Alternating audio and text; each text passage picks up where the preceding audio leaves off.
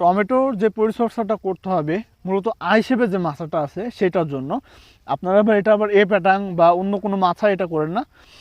আইসেপের যে মাছা এটা আমরা বাংলাদেশে সচরাচর দেখি না, এটা হচ্ছে চায়নাতে হোক অস্ট্রেলিয়াতে হোক মানে বাইরের এলাকাগুলোতে আইসেপের মাছা দেওয়া হয়। সো আমাদের বাংলাদেশে এখন কিন্তু সম্ভব হচ্ছে আইসেপের মাছা। মূলত এটা যে মেধা খাটাতে হবে যে আইসেপের মাছটা কীভাবে দিতে হবে সেটা একটা মেধা খাটাতে হবে। দেওয়ার পরে কিন্তু সম্পূর্ণ প্রসেসিং করে আইসেপের মাছটা তুলতে হবে।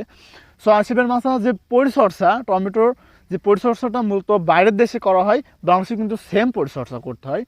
সো এটা আমি দেখাই, পরিচর্যার বিষয়টা আমি একটু দেখাই যে একটা ব্রাঞ্চ আছে, আইসেপের মাছা দিতে হলে এই ব্রাঞ্চটা রাখা যাবে না। আইসেপের মাছা দিতে হলে এই যে নিচে যে ব্রাঞ্চগুলো আছে এগুলো কিন্তু একটাও রাখা যাবে না, এগুলো সম্পূর্ণ ছাঁটাই করে দিতে হবে।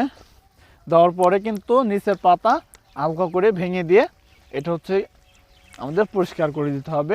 দিয়ে যে দড়িটা আছে না এইটা ঠিক এটা আপনার এটা ঘুরাই দিতে হবে। সো এটা আমি দেখাচ্ছি, আমার দড়িটা খোলা রাখবে।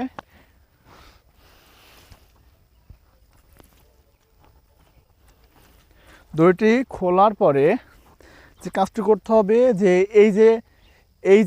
যেই ফুল আছে ফুলের এই সাইডটি ঠিক এটা ঘুরাই দিতে হবে ইনশাল্লাহ।